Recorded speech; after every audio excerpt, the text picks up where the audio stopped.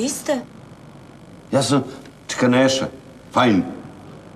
Marinu Lazarević gledaoci su zavoleli kao ljubimku u Gorkim plodovima. To je bila njena najveća uloga i nadala se, baš kao i svi mladi glumci, da najbolje tek sledi.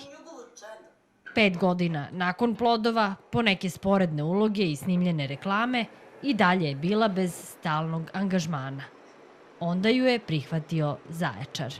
Ne mogu ni da objasnim koliko mi je bilo. Baš mi je bilo naporno, teško, emotivno. Prosto došla sam u grad gde niko, apsolutno nikog ne zna. Čak sam smršala 6 kilograma za tih 6 meseci i uvatila mi depresiju, non sam plakala. Prvi susret sa gradom u provinciji za rođenu Beograđanku uz to i diplomiranu glumicu bio je šokantan, ali je znala da mora da igra jer je to jedino što voli i što je njen život. Meni je bio šok jer sam prvi put došla u ovaj kraj Srbije. Jako je onako, iskreno jako mi je bilo mračno.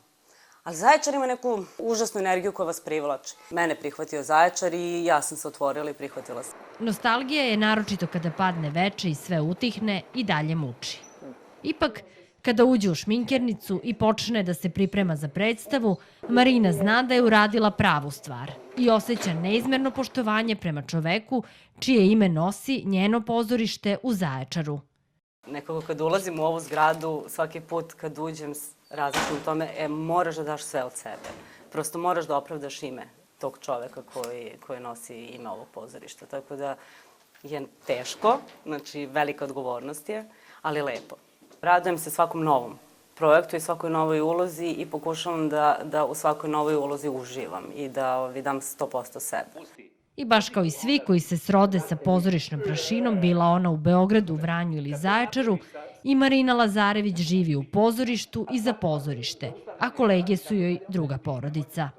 Drago mi je što je ta devojčica došla u naše pozorište i što sam ja, eto, za vreme svog radnog veka, pošto sam evo i u penziju otišla, napunila 35 godina, sarađivala i sa Marinom.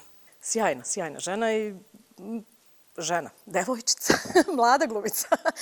Od nje uvek čovjek zna šta može da očekuje. Nije naprasita osoba, nije neko ko će da ishitreno odreaguje i da uradi nešto što ne misli. Ona ima šansu da postane ozbiljna srpska glumica. Iz kog razloga? Više je odigrala u Zaječaru za 1 sezonu nego što bi odigrala u Beogradu za 5 sezona.